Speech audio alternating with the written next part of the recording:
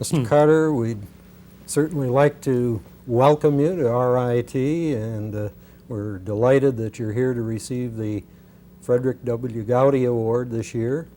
And I'd like to ask some questions that I think might be pertinent for students who may view this videotape sometime in the future.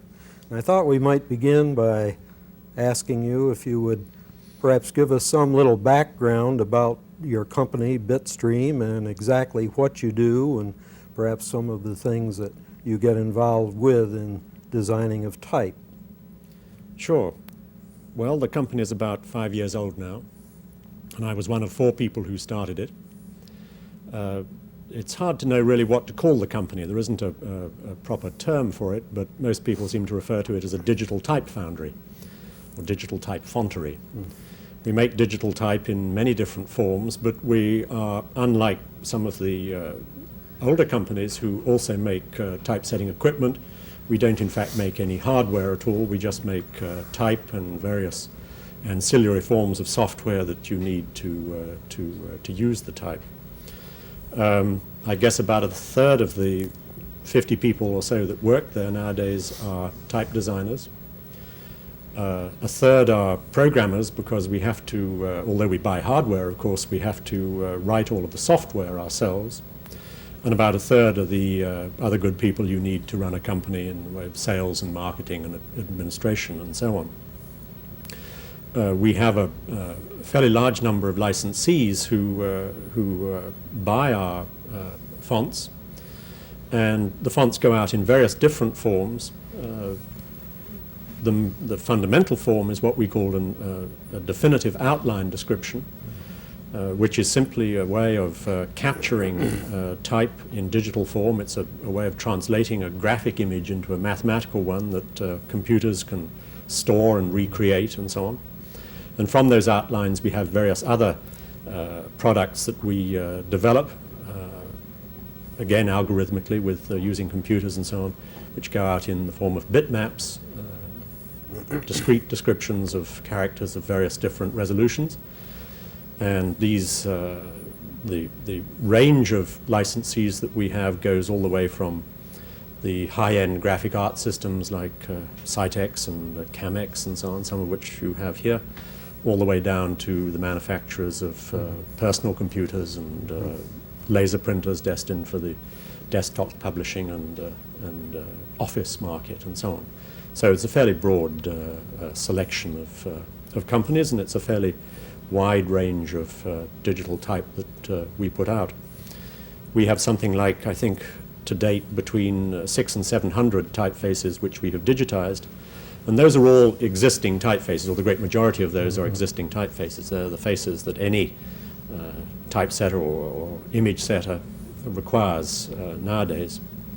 Not to say, of course, that all of our customers take all of those types, although some do. Some are what we call whole library customers, and they automatically take anything that we produce. We've just started over the last year or 18 months a program of designing new faces, which is, of course, my first love.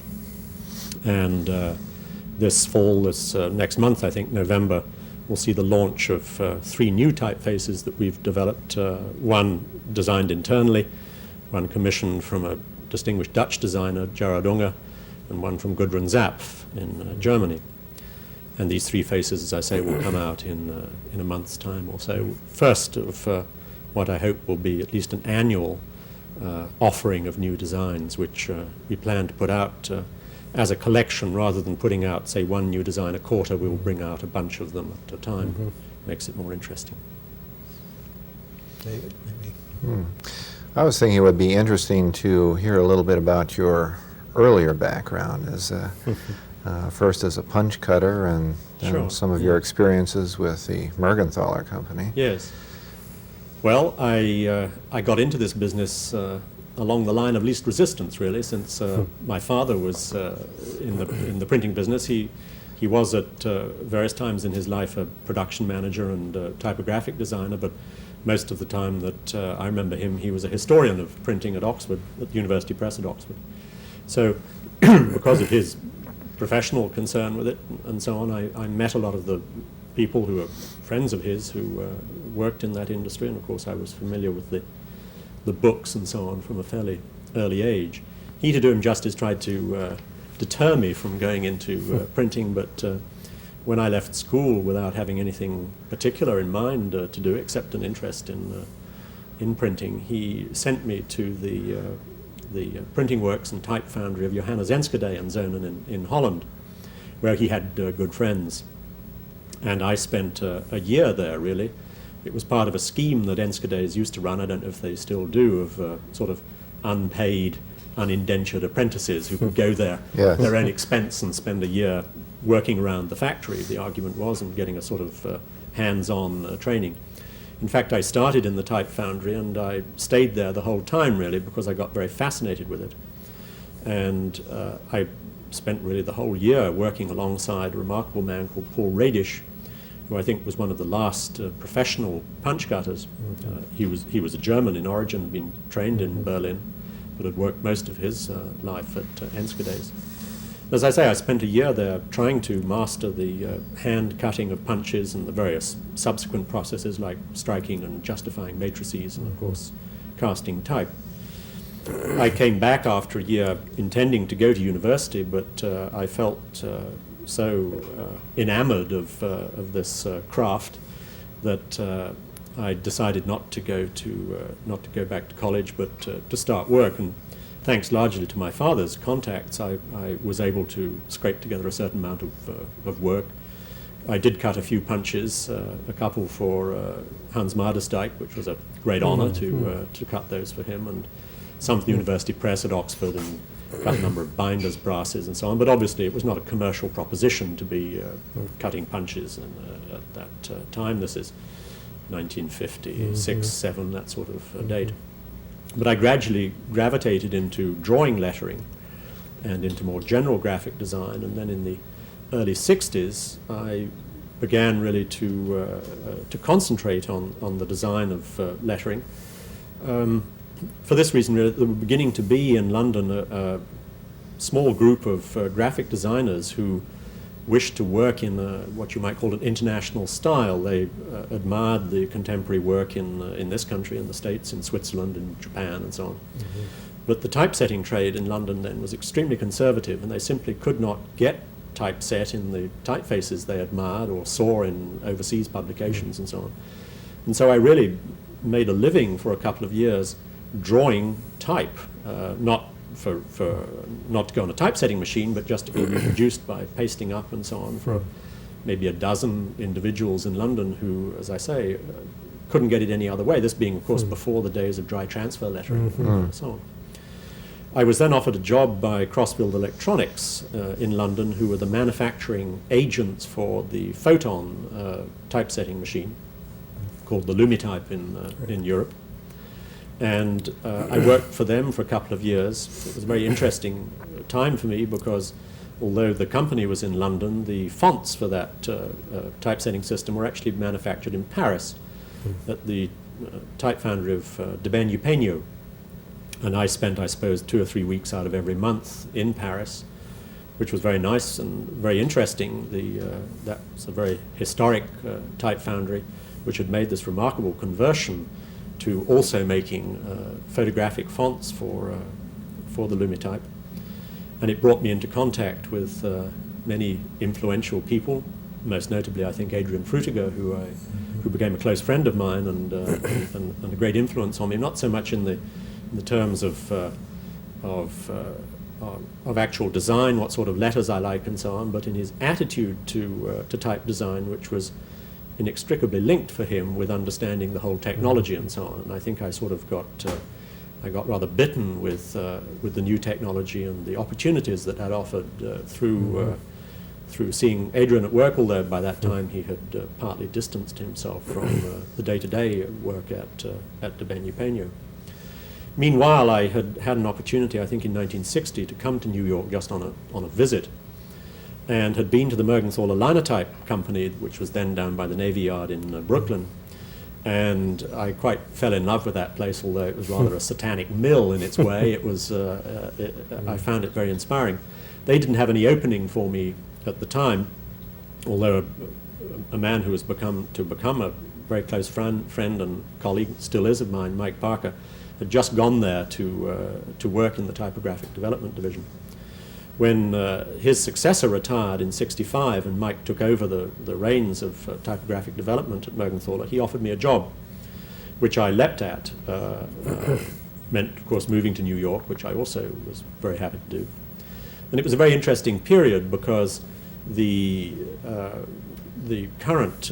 first Mergenthaler phototypesetting system, the liner film, was becoming commercially very well established, and the letter drawing office at the factory there had just about completed the huge task of converting the hot metal linotype library to photocomposition. And there was an opportunity that Mike had perceived of looking maybe at doing some different classes of type, which for technological reasons had been impractical or in some cases impossible on the linotype, the hot metal technology. And so this was a very interesting opportunity for me. And we set out with a program of developing some new faces. Some of them, as I say, quite deliberately intended to do things that couldn't have been done in metal. Script faces and some heavily accented faces and so on. This was about the time that you did Snell for... Yes, Snell was in fact one of the very first faces I did. That was, I think, completed in 1965 or 1966. And that was really I mean, you could call that face a celebration of the sort of emancipation from the hot metal constraints. It's a joining script, completely impossible on a slug setting machine, and it had very, very generous kerns, again, impossible on matrix technology. So we really did that in a sort of orgy of indulgence in a new freedom. And we were very pleased, I'm bound to say, with the result of the face, and it had a good reception because it was something that had been lacking in the typographic repertory of the linotype company. For practical reasons, they hadn't attempted to do that on the linotype. So I remained at Mergenthaler until 1971, doing a number of faces, some of which, as I say, were sort of thrown up by the technology or by Mergenthaler's customers perceiving a lack of some sort of typeface that they needed. Then in '71 I went back to live in London, although I continued my association with linotype. I was actually self-employed, but I continued to work almost exclusively for both the Mergenthaler company in this country and for the British Linotype company and the German Linotype company to a lesser extent. And although I was geographically separated from the various headquarters, I commuted fairly regularly to New York and kept in close touch, and really, to all intents and purposes, continued as a staff designer working sort of on the inside of the company, mostly on problem-solving design projects of the kind that I've mentioned. Then in 1981, four of us, all of whom were concerned with the typographic development division at Mergenthaler, parted company with them and set up Bitstream on our own. And as I say, since then I've been closely involved in, I suppose, the overall design standards of the company, and now for the last year or so in the development of some new faces, of which the first fruits are about to appear. This morning we got into a discussion of your face Galliard, Yes. which is probably your best known type. It's certainly the most widely distributed of the faces I've Give us yes. a little insight into that particular yes, type? indeed. That, again, is a project that I owe to my friendship with Mike, because I've always been interested in the history of printing, particularly of type founding. And Mike, too, he went on leaving college to Belgium to work in the Plant and Moratus Museum in Antwerp on a grant, at a time when they were cataloguing and sorting the incredible hoard of historical typographical material that there is in that splendid museum. And Mike had discovered quite a passion, it's not too strong a word, for the types of Robert Grandjean, which are very well represented in the Plantin Museum. Grandjon, I think, is, at least until recently, has been too little known. He was a contemporary, a younger contemporary of Claude Garamond in the 16th century in France. Garamond, of course, a very well-known name even in present-day typography. His name has survived as that of a whole style of type. But Grandjon's hasn't, nor really, in our opinion, had his style, which is quite distinct from Garamond's and other contemporary French Renaissance type cutters. And when Mike and I got together at Mergenthaler, it wasn't our first concern, but one of the things that we wanted to do was to look through that very inspiring collection of material in Belgium and see if there was any face that would really make a good contemporary typeface, and preferably one of which there wasn't a good contemporary version. And we immediately focused on the work of Grandjon, which both of us admired so greatly. And the task of developing a family of typefaces, which eventually became Galliard, went on over quite a long period of time. It ran into some technical snags in the earlier photo setting systems at Mergenthaler, which were rather coarse, for example, in their spacing system, and we had some trouble in really making a version of the face that fitted well enough to our standards in the early days, and we put the project aside more than once, but kept coming back to it. And then eventually, with the introduction of the VIP phototypesetter, which has a very fine spacing system, we were able to go back to it and develop a face that we were really quite pleased with and wished to pursue into a whole family of related weights and italics and small caps and different styles of figures and all of those things which the family eventually comprised. I should say that Galliard is not really based on any one particular face of Grandjon's. We couldn't find one that we thought really ideally represented all of his design ideas, so it's in a way an anthology of different typefaces of his. And it was drawn from scratch rather than being, for example, made from photo enlargements of impressions of his surviving punches or proofs of his faces and so on. We did that in order to sort of train ourselves in the understanding of his style, having in mind that we were going to have to design bold faces and dollar signs and other things that Grandjon didn't have to cope with in the 16th century. And we thought that by immersing ourselves in his style in that way, we could hope to make the complementary parts of the family match the original face.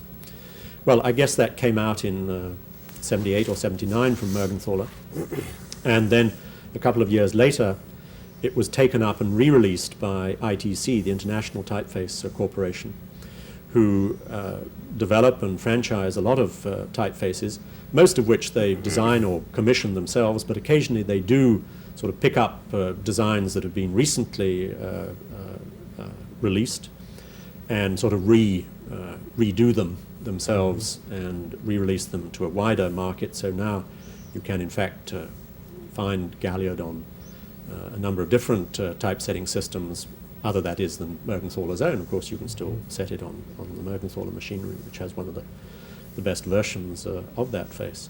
So it's, as you said in asking me the question, it's probably the most widely disseminated of the faces that I've had to do with, and that, of course, is, I mean, it's a pleasure to a type designer to see that happen. We're in the raw material business. We cast our work upon the waters and we see what happens to it. And I've been lucky. I think I'm not really a typographic designer myself. I don't design books and posters and so on. So I don't have the opportunity of putting my own faces to use, but there are some designers who I'm delighted to say have been using Galliard and been using it very well.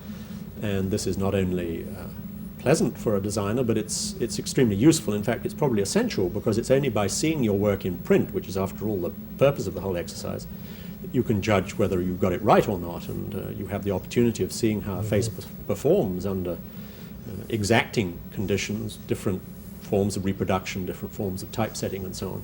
It's only really by studying that you can get a proper feel for things you might want to do again, differently on another occasion and so on. And so you do learn by seeing your work in print, and if you only produce typefaces which were never manufactured and never typeset, you would have no way of advancing in your own work. Well, Galliard's been out long enough now so that one has had the opportunity to see it in a number of different settings, if I can use that expression. And I think, personally, it's a really brilliant interpretation or synthesis, if you will, of some historic models.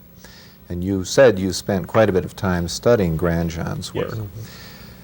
Bitstream has done, most of the fonts that it has produced have been based, are reinterpretations of typefaces that were formerly available in metal. And film. Do you feel the necessity to go back as far as you can in these reinterpretations? Caslin, for example.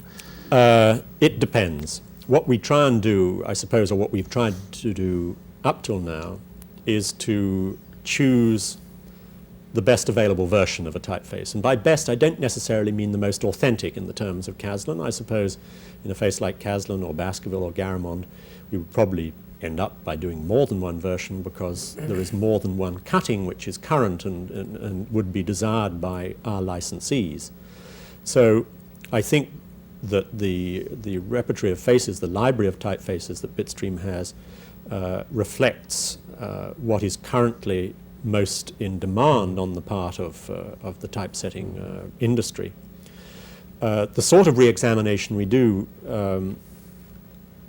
goes rather like this. For example, I mean, obviously, you can't go back to work with John Baskerville and Caslin and so on. It's a little late for that, but in the case of someone like Hermann Zapf, it's perfectly possible to say to Hermann, well, we are going to produce a version of whichever of your typefaces, Optima, Palatino, Melior, and so on.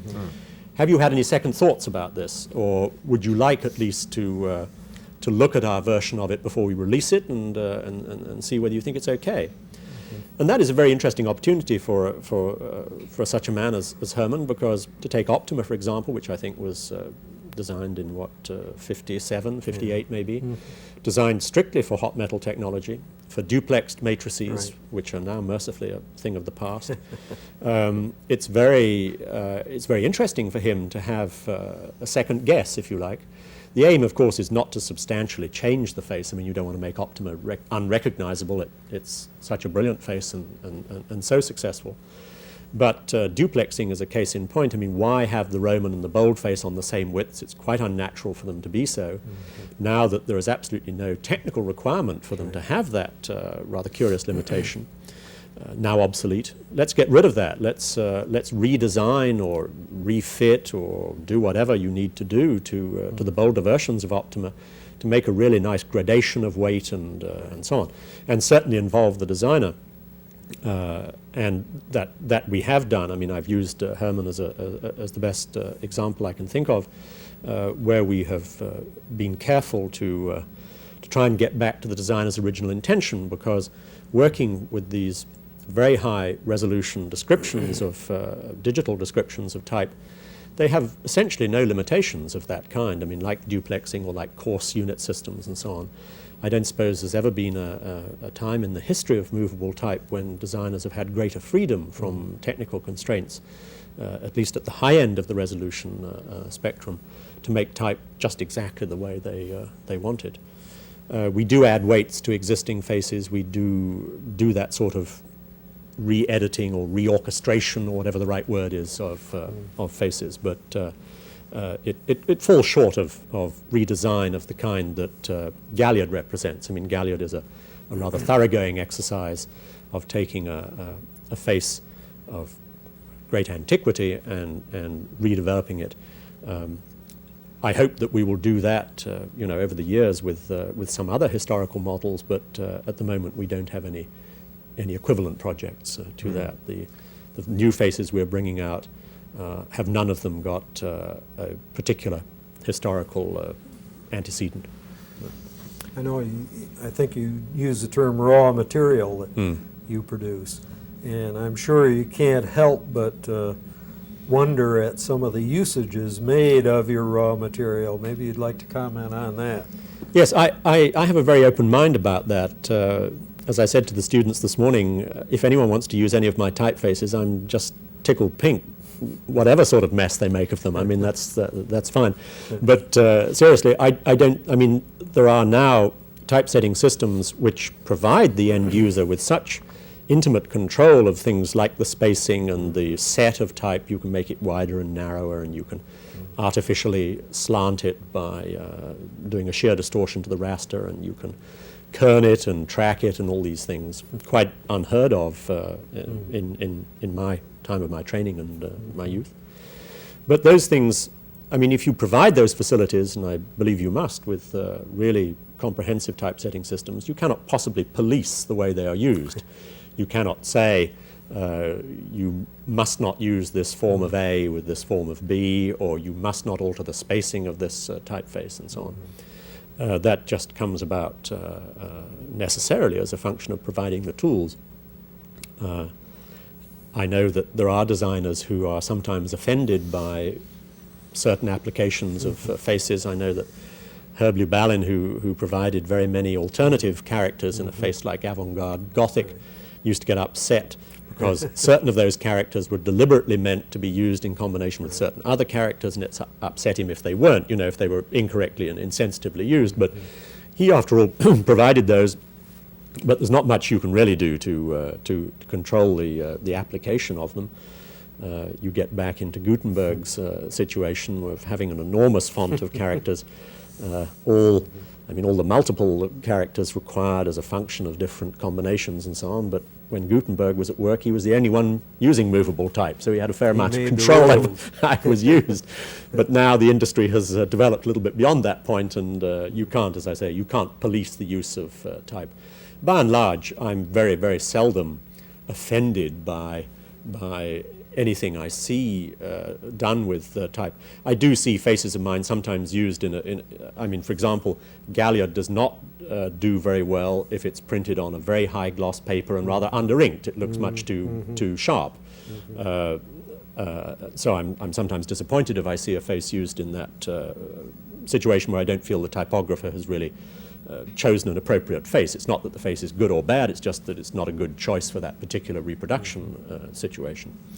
You sometimes see my face Snell Roundhand, which is a script face and a rather ornamental face, rather sort of face you'd use for display, does occasionally tempt people who use it to add flourishes and swashes and curlicues and things to it, which, having drawn the face myself and having had an awful lot of difficulty drawing it, I realize it's not an easy thing to do, and it's sometimes you find, sometimes a moment of anguish goes over me when I see some very ham-fisted, curlicue added to something. So, but at least they used the face. I can't really complain.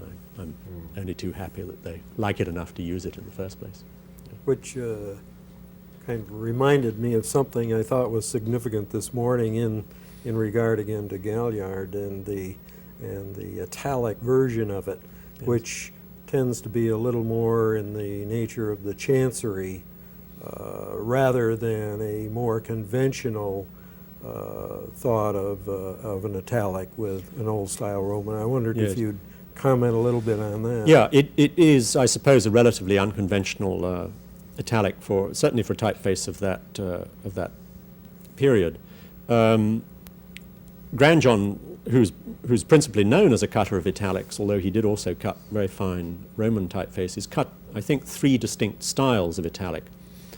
And one of them is quite well known because unwittingly it's been paired with most of the modern versions of Garamond. Garamond himself, as far as I know, only cut 1 or 2 italics, and his Romans were almost invariably used with Grandjohn's italic to accompany them. So the familiar so-called Garamond italic that we know is in fact attributable to Grandjohn, really. And that, I mean, it's a beautiful face and performs very well, but just the fact that it had been done a number of times before, and there are some very good versions of it available, disinclined me to want to do that again. One other style that one finds in in Grandjean's original italics, we thought, although extremely beautiful, was too condensed to be really easily readable in the way that a modern italic needs to be. And so that left us with the third choice, the one that we have eventually adopted for Galliard. And that was based on a style of italic that Grandjean, again, I think he only cut a couple of sizes of it.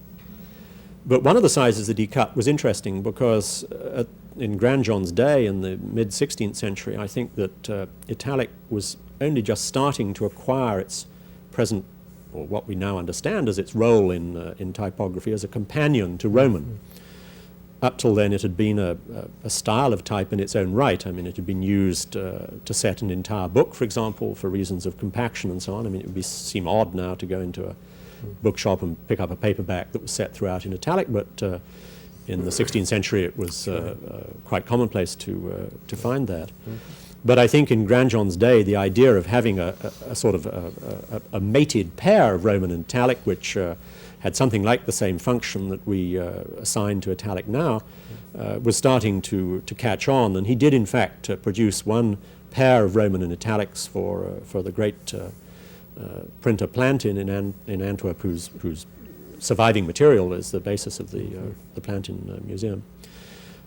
And that pair, I think, were intended to be used together, and the italic is in this rather calligraphic style that you mentioned.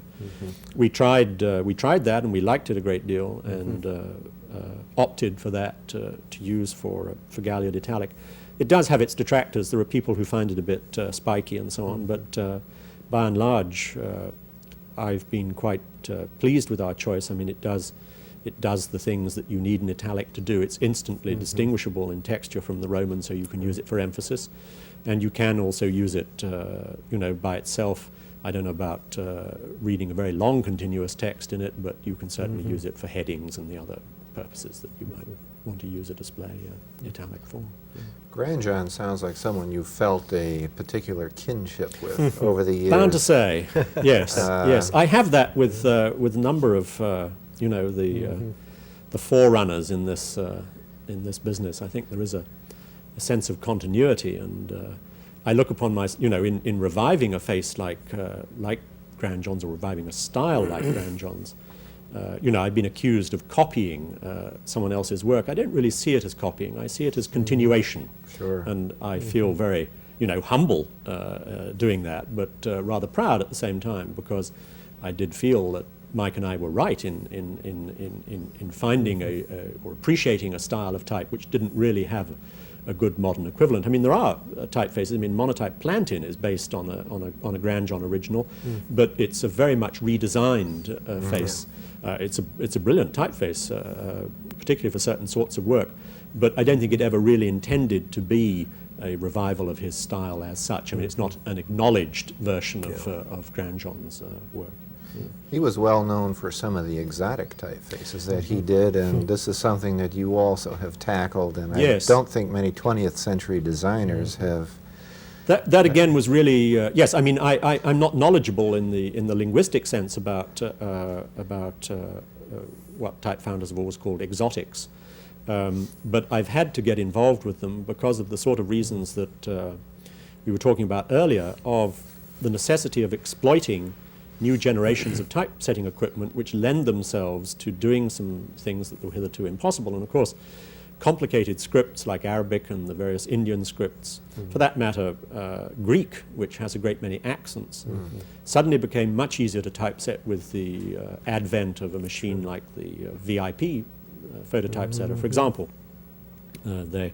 The stepping motor technology in that machine, although it may not have been intended by the development engineers to do those things particularly. I've never quite understood how much they foresaw of the applications of that space age technology. But anyway, whether they knew it or not, it was an ideally suited machine to do calligraphically oriented scripts. I mean, Arabic has never really, at least not until very recent times, developed a specific form for printing. specific in the sense that Roman type is different from the way you and I write if we just pick up a pen and write. I mean, it's a very different looking thing. That's never really happened in Arabic. I think if you buy an Arabic newspaper, the text is typeset, but most of the headings are still written by a scribe, and I suppose you can tell the one from another, but much less easily than if you had some Roman type with a pen-written heading that one had written. True also of the Indian scripts. I mean, they are complex. They need characters which overlap. These rather convoluted characters and so on were never really easy to do in hot metal, and some of them were frankly impossible to do. We did a version of the Korean script, Hangul, for photo composition, which worked very well, and that was really frankly impossible in hot metal technology. It's not a linear script. It is clumped in little syllables and so on, so it doesn't lend itself to technology that requires standing little pieces of metal in line. So I did get involved in a lot of those, not, as I say, because I'm a linguist or really understand the derivation of these exotic scripts, but what we were able to do in most cases was to find, through commercial agents in these countries, good models to follow.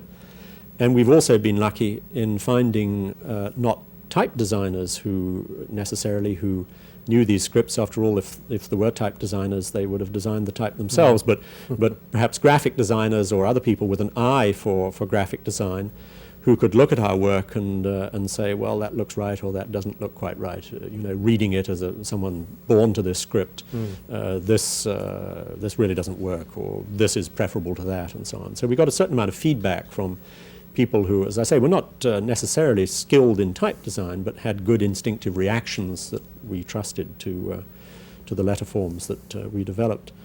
And I must say that's a very interesting part of life. I mean, you do get rather bored with ABC after a certain while, and even though your grasp of Arabic or Devanagari or Hebrew or Hangul or Greek is very tenuous, it's still interesting to involve yourself in those experiments.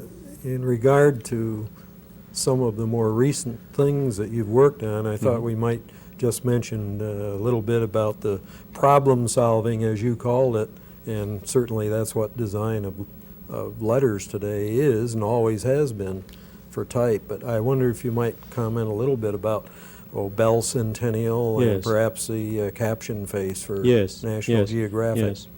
By calling myself a problem-solving designer, I think I'm making a distinction between, I mean, there are many type designers, many fine ones, who don't choose for one reason or another to involve themselves closely with the technology. I mean, they are more, I suppose, inspirational than I am. I mean, they're able to sit down in front of a blank sheet of paper on a Monday morning and start thinking of letter forms.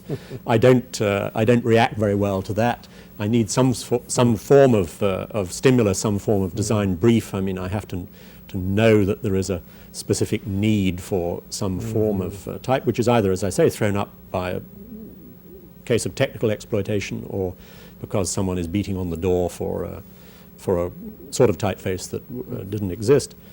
Yes, those two faces, the one we did for the National Geographic and the Bell Centennial, are both very favorite projects of mine. They're very happy memories for me because they went so well working with the National Geographic on the one hand and with AT&T on the other.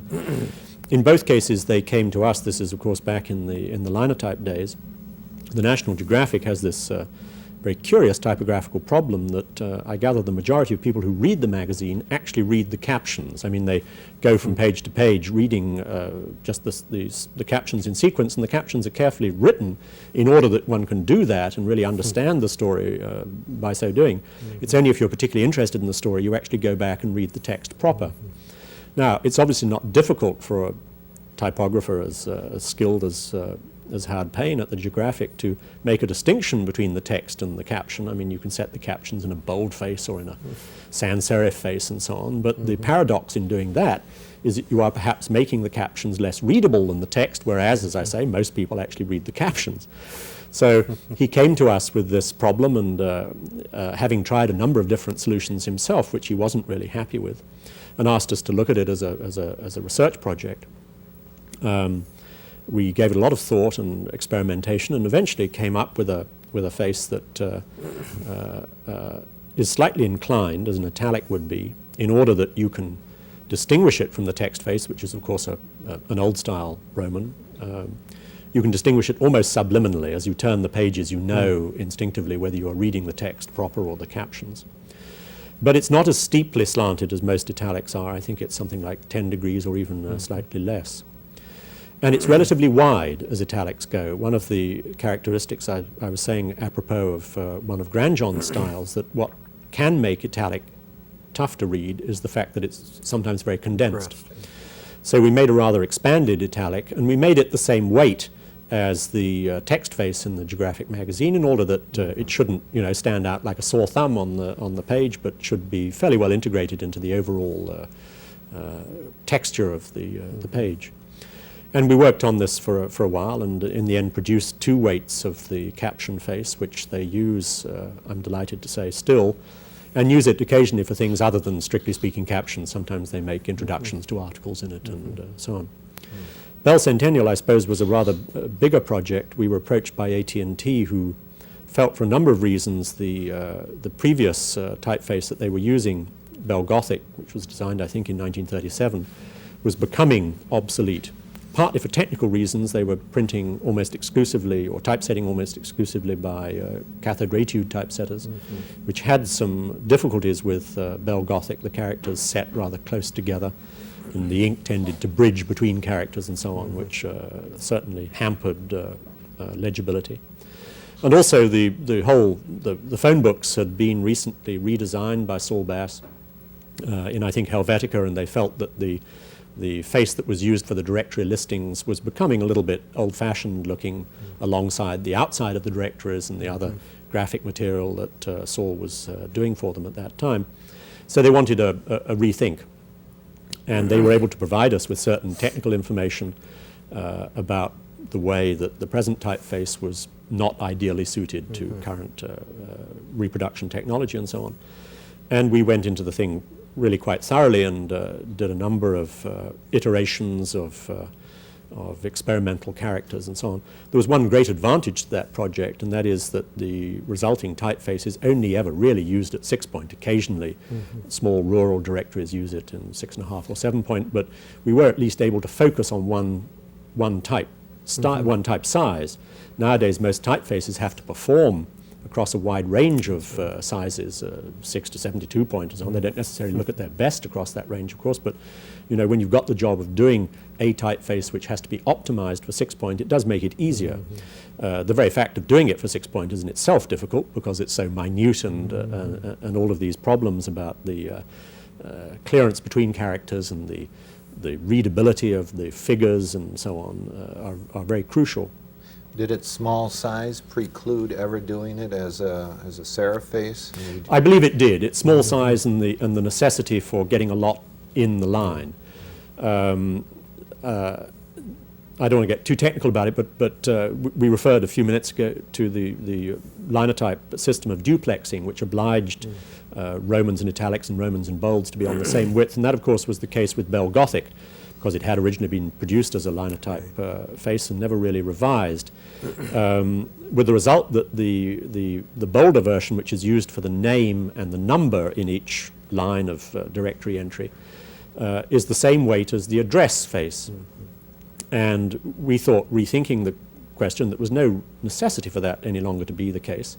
And in consultation with the Bell companies, they plainly said that the address portion of the entry was less important than the name and the number. I mean, the address is in there to make a distinction between John Smith on 8th Street and John Smith on 9th Street. So we compressed the address face very much, and were correspondingly able to relax slightly the name and number part of the family, which made it more readable. And incidentally, although this wasn't actually part of the original brief, it made it possible to reduce the number of entries in a directory which go over to 2 lines. And of course, the saving in paper in doing that is enormous. I can't remember how many millions of dollars they reckoned they would save by implementing this just in paper economies, but it amounts to a lot of money when you multiply the number of entries, by the number of pages, by the number of directories, by so. the edition that they print throughout this country. It's huge. So as I say, we made a different suggestion for approaching this question of the phone book entries, and in the end, it was all accepted by. And this, of course, was before the breakup of the AT&T empire. And I don't think they ever, even in those days, there was a lot of autonomy in the Bell companies, and I don't think they obliged any of the Bell companies to standardize on this new face. But by now, I think Bell Centennial is used in certainly most of the American phone books. You've been in from the very beginning with the development of photo typesetting technology, yes, and now the movement into digital typesetting. Yes. You feel like you'd like to provide kind of an overview of these multiple generations that have taken place? Oh, wow. Do you feel that digital type is about as far as you can go? Is there...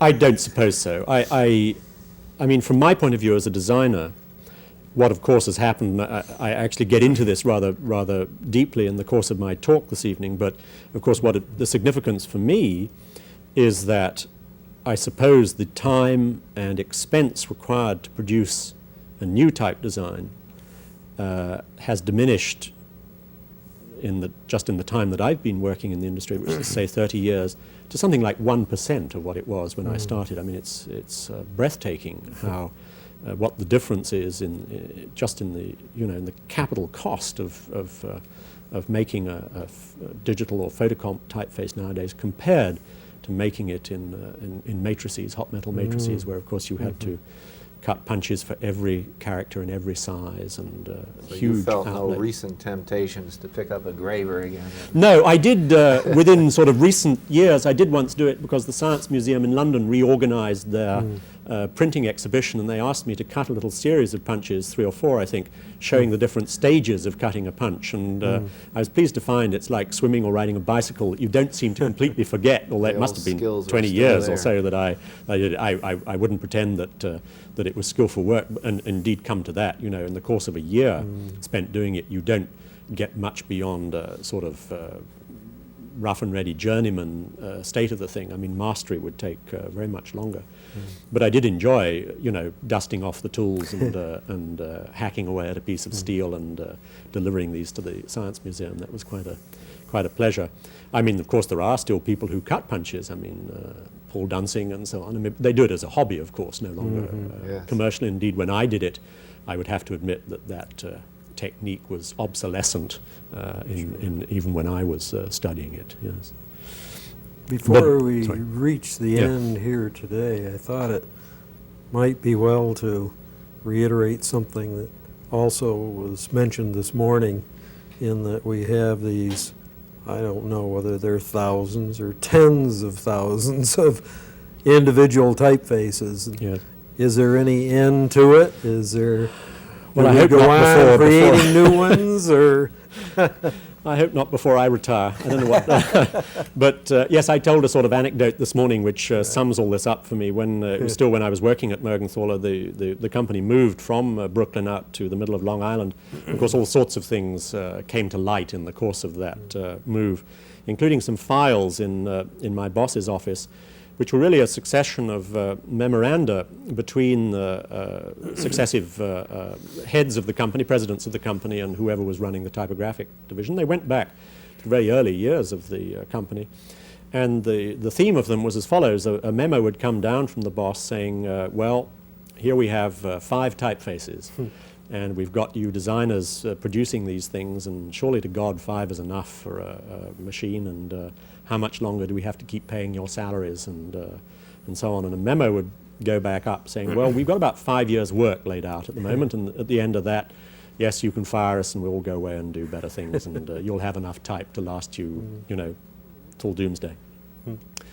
Sure enough, 10 years later, maybe another memo would come down from the then boss to the then head of typographic development, asking exactly the same questions. You know, you've now got 50 typefaces, and how much longer do we have to go back? Same reply goes back. 5 years' work we've got. So I can only give you the same answer, that I can see about 5 years' work right at the moment. But if you ask me again in 10 years, you might get the same answer. I'm sure of it. There does seem to be an appetite for novelty in it. I mean, going above one station to say that it's equivalent to music. You know, there are a finite number of musical notes, there are a finite number of letters, but the variations on them seem to be virtually infinite. Yeah. Well, I certainly want to thank you for all these comments, which I hope will be of value to our students here in the future. And since you're working with the present, and we can't speculate as to what the future is going to hold for us, well, I hope these commentaries, and I'm sure they will be, very valuable. I want to thank you very much for doing so. Well, thank you. It's been a pleasure talking to you, and of course a pleasure coming to RIT on this occasion, which is a very proud moment for me. Thank you. It's our pleasure.